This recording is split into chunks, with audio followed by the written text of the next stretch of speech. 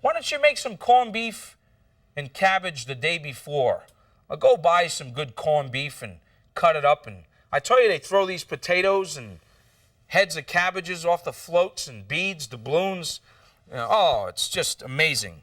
Hey, let's pretend for a minute you went to the store and had some corned beef, or maybe you next day you're just celebrating St. Patrick's Day again, and you got a little bit of boiled or cooked potatoes, and well, I'm going to show you a little hash that kind of really excites me, that I think is a perfect way to start on St. Patty's Day. I got a little bit of oil in our skillet right there. And what we're going to do is we're going to start with just some cooked potatoes that have been just lightly cooked. And we're going to give them a little salt, and certainly going to give them a little pepper. And I think since they're going to drink all those green beers, we'll probably just give them a little bit of that essence too. What do you think of that? Let them sweat it out a little bit. Give them some spice. And then what we're going to do is we're just going to cook them. Got a little Teflon skillet, little non-stick skillet there.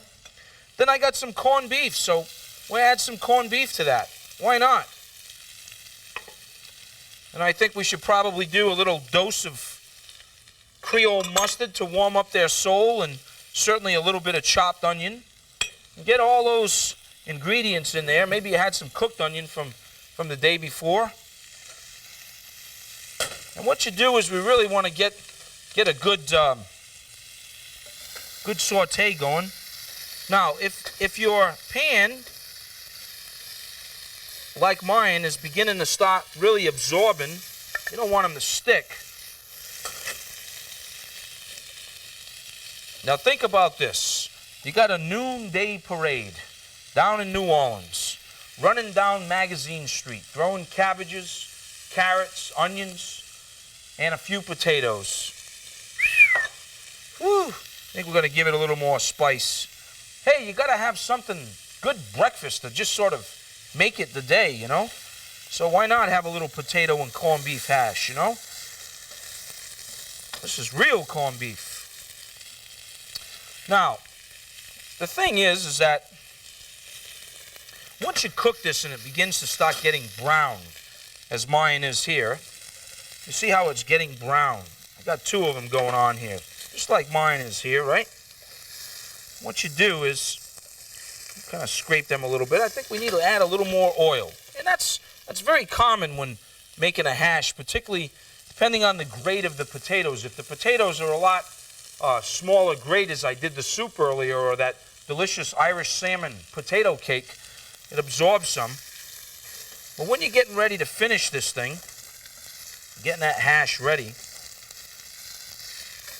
what we're going to do before we have this great breakfast is we're going to add a little egg to it. That's it. We're going to add just a little egg. So what I have here is I cracked one egg, and if you like me, you want maybe have a couple of eggs. I just sort of crack them right inside this little container, and that way my yolks don't get all mushed up and all broken up. So when we're ready for that hash, like it is right now, you can see getting that nice brown color. Now what you do is this, and how difficult is this breakfast that we're doing? I add the eggs right inside this little pocket right there. You see that? And not only do I do that, but because I'm feeling pretty Irish today, and probably going to drink some green beer anyhow, you know how that is, well, we might as well add a little green to our hash. So I have a little bit of parsley and some salt, and definitely a little bit of pepper. And then what we're going to do is you just sort of lid that thing up a little bit. You just lid that up, and now if you don't like the egg, that's fine. We're just going to lid it up. Now you can either, if you like your eggs really super duper well done, what you can do is you can just pop it in the oven if you want, cook them, baste them a little bit, or like I'm showing you right here, you just sort of want to baste. You just want to baste. You just want to cook that egg. You see how quick that's cooking right there?